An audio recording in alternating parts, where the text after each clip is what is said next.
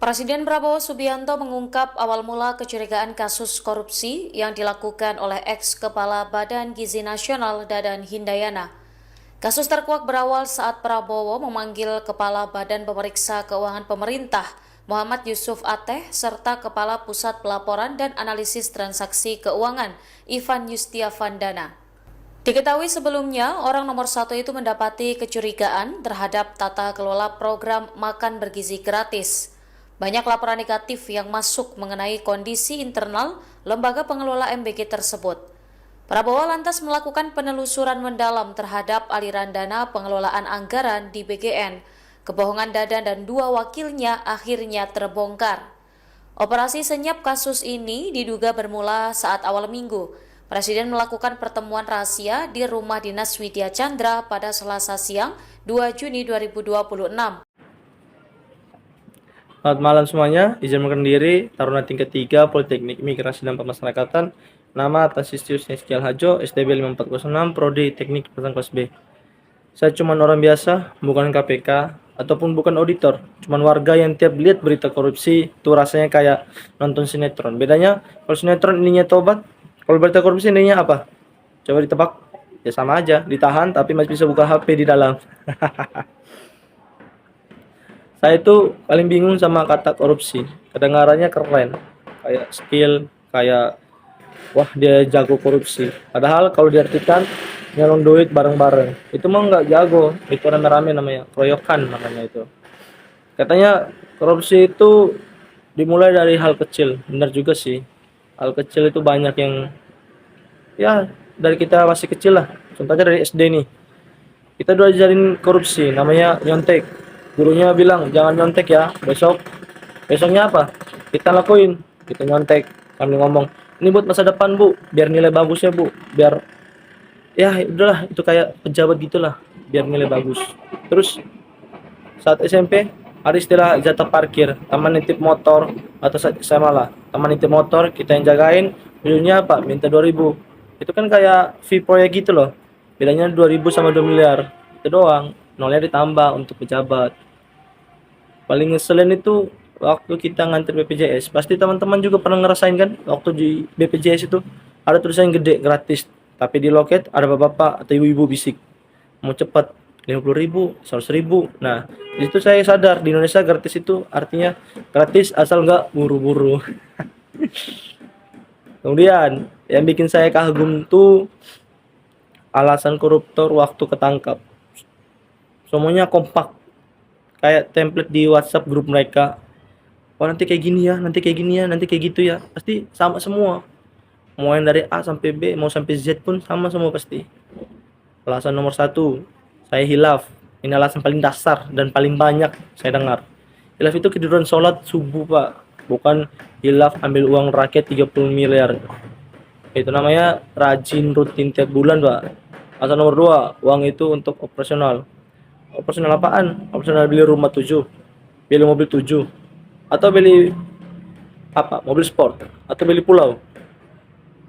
Terus yang paling baru, saya korban sistem. Nah, ini jadi sistemnya yang salah atau gimana? Padahal sistemnya cuma diam aja, cuma jalan aja. Nggak pernah ngomong, ayo korupsi pak, ayo korupsi bu. Sistem itu kayak Indomaret, yang masuk maling, yang disalahin kasirnya. Kasian banget kasirnya ya. Terus kita sebagai warga sipil maunya kita tuh nggak minta negara langsung bersih, kita minta realistis aja. Contoh, korupsinya jangan pas dana bencana, itu mah namanya nggak ada otak. Masa orang lagi banjir duit karung pasirnya dikorupsi, mau ketolong kemana? Atau pas covid lah, bisa-bisanya saat covid dana bansosnya dikorupsi, itu kan bodoh orangnya itulah. Terus hukumannya sekarang berapa hukumannya? 15 tahun penjara. Dengarnya lama, tapi di Indonesia 15 tahun penjara itu 5 tahun penjara, 10 tahun kangen rumah. Karena remisi, asimilasi cuti, keluar masuk penjara kayak Indomaret buka 24 jam. Solusi saya ya koruptor tuh jangan di penjara. Kasih kerja, suruh jadi bendahara arisan RT. Dijamin kapok tuh para koruptor. Karena bendahara RT itu diauditnya sama 30 ibu-ibu, lebih serem dari KPK. Salah catat 5.000 aja besok udah jadi gosip 1 RW, bahkan 1 kelurahan bisa itu. Jadi intinya intinya gini teman-teman, kita tuh nggak bisa hilangin korupsi 100%. Kita bisa menguranginya, atau kita bisa bikin koruptor itu berpikir dua kali.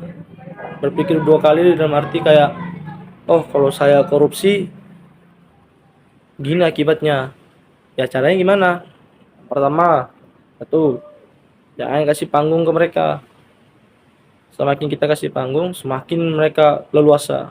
Yang kedua, jangan kasih jempol. Artinya apa? Kasih jempol tuh kayak, ya lu nge-like mereka gitu loh, kayak suka sama mereka.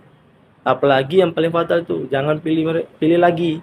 Kan banyak tuh mantan napi korupsi atau koruptor keluar calon, dipilih lagi sama rakyatnya. Itu kan yang otaknya nggak ada tuh, bodoh kan masyarakatnya, karena milih lagi gitu loh.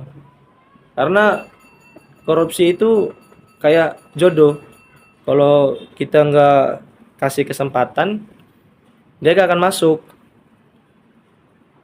Dia gak akan masuk karena gak ada celah untuk masuk gitu loh. Kalau kita udah tahu kelakuannya jelek, ya udah biarin aja, jangan ditanggapi. Malah kalau kita udah tahu jelek nih, kita kasih celah nih, yang aku buka, ya masuklah mereka lagi. Yang ada mereka korupsi lagi. Terus yang salah siapa? Ya kita lah yang pilih mereka lagi atau kasih celah ke mereka gitu loh. Jadi jangan sampai salah atau memberi celah lagi. Sekian dari saya, terima kasih. Saya Tansisius.